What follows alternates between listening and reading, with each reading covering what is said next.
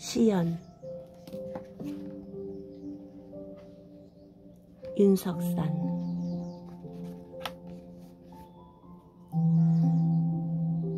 신춘문예는 문학을 하고자 하는 젊은이들에게 더없는 열정이었다.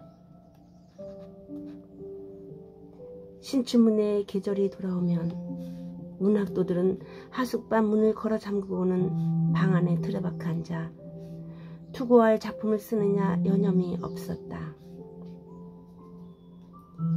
소설을 쓰는 친구와 시를 쓰는 친구가 같은 방에서 기거를 하면 책상은 소설 쓰는 친구에게 양보를 하고 시 쓰는 친구는 방바닥에 배를 깔고 엎드려 서로 말도 섞지 않으며 각기 글을 쓰는 신춘문예의 풍경 또한 있었다. 나는 신춘문예와는 참으로 각별한 추억이 많은 사람이다.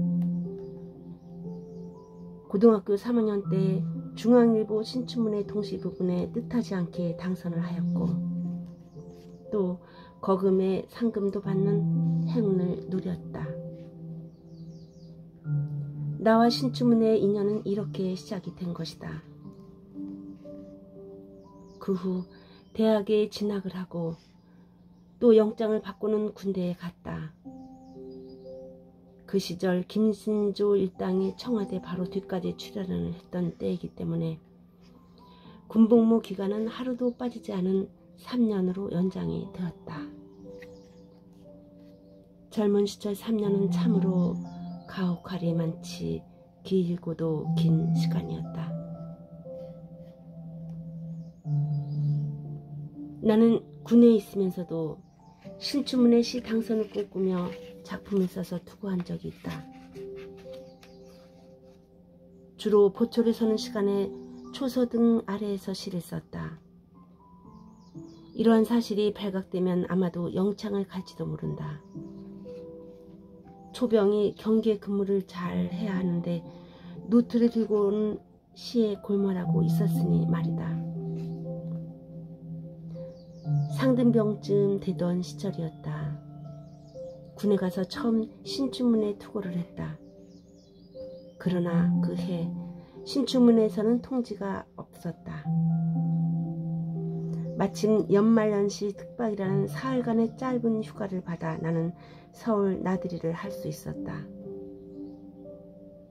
세배도 드릴 겸 신현정, 조정권 그리고 나는 모골 선생님을 찾아뵙고는 원효로에서 다시 발길을 돌려 명륜동에 사시는 박남수 선생님을 찾아뵈었다. 우리를 맞은 박남수 선생님께서 뜻밖의 말씀을 하셨다. 선생님께서 모 일간지의 신춘문예 심사를 하셨는데 본선에서 내 작품과 다른 사람의 작품이 경합이 되었다고 한다. 박남수 선생님께서는 내 작품을 당선작으로 밀었고 다른 심사위원께서는 다른 사람의 작품을 밀었다고 했다. 그러나 두 심사위원의 고집이 얼마나 센지 모두 양보를 하지 않아 두 사람을 공동 단성작으로 하려고 했는데 그때 마침 신문사 사장이 일본 출장 중이라 결재를 얻지 못했다. 그래서 두 작품 모두 떨어뜨리고 이미 탈락한 작품 중에서 다시 골라 단성작을 내기로 합의를 했다고 한다. 참으로 안타까운 이야기를 들은 것이다. 그래서 신춘문예에는 실력도 있어야 하지만 그 운이 따라야 한다는 것을 절감할 수 있었다. 아무리 잘 써서 본선 두 작품 안에 들어갔어도 그 중에서 떨어지면 처음 예선에서 떨어진 거나 진배없는 낙선이다. 결승선을 향해 힘차게 들어오는 2등 선수는 신춘문예에는 없다. 수천 편 응모작품 속에서 다만 1등 하나만이 살아남는 것이 바로 신춘문예의 냉정함이라면 냉정합니다. 이후 나는 군에서 제대를 하고 다시 복학을 하여 어찌어찌 신춘문예에 투고한 작품이 당선을 해서 시단에 얼굴을 내놓을 수가 있었다. 당선 통지를 받고 신문사에 가서 담당 기자를 만나 당선 소감, 사진 등을 보내달라는 이야기를 듣고 돌아왔다. 그때에는 이메일도 없고 해서 우편으로 보내든지 직접 찾아가 전해주든지 해야 할 때였다. 당선 소감과 사진 전달을 하러 신문사에 갔더니 담당 기자가 왜 이렇게 늦게 왔느냐며 당선 소감이 안 와서 기자 본인이 당선 소감을 임시로 써서 편집부로 보냈다고 한다. 황당한 말이 아닐 수 없었다. 실은 그 기자가 제시한 기간을 넘기지도 않았는데 말이다.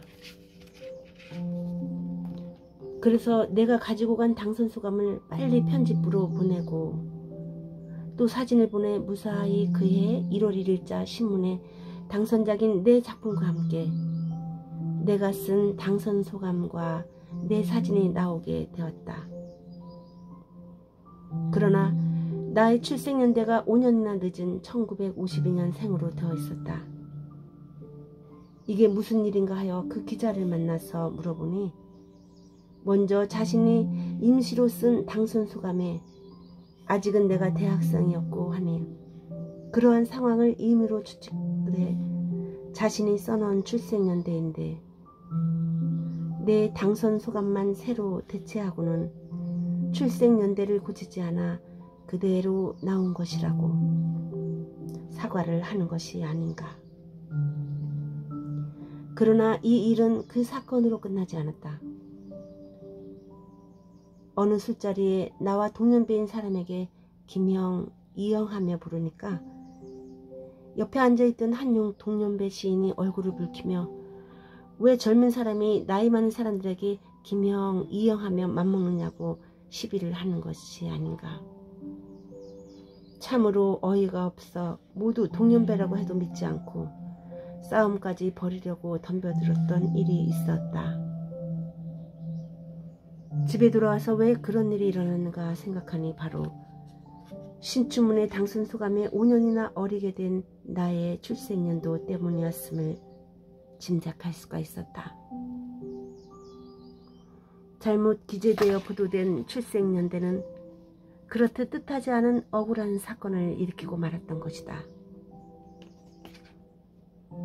그 이후 한 출판사를 갔었는데 그 출판사에 근무하는 김영조 시인이 나를 보며 반갑다고 하며 윤영, 나와는 특별한 인연이 있는 것을 아시오? 한다. 그래서 나는 어안이 벙벙하여 무슨 일이오? 하니 몇 해 전에 박남수 선생님께 들은 어느 신문사 신춘문예 사건을 이야기하는 것이 아닌가? 그때 내 작품과 상대가 되었던 시를 쓴 사람이 바로 이명조 자신이라고 말을 하는 것 아닌가. 참으로 특별한 인연임에 틀림이 없다. 이제는 신춘문예 당선작으로 선정해 주셨던 선생님들도 모두 돌아가시고 신춘문예와 인연을 맺었던 젊은 시절의 친구들인 신현정, 조정권, 임영조 시인도 모두 고인이 되었다. 생각해보면 신춘문예는 우리들에게 뜨거운 열병과도 같은 것이었다. 몇천분의 일로 나아가기 위하여 우리가 벌이던 몸부림이었다. 그러나 이 신춘문예에는 작품을 잘 쓰는 건 물론 중요한 조건이지만 그 해에, 아니 심사 당일의 운, 나아가 누가 심사위원인가의 문제와도 많이 연결되어 있다고 말할 수 있다. 흔히 고스톱을 칠 때 우스갯소리로 하는 운치 기삼이 그대로 적용되는 것. 이것이 신춘문예가 아닌가 생각되기도 한다.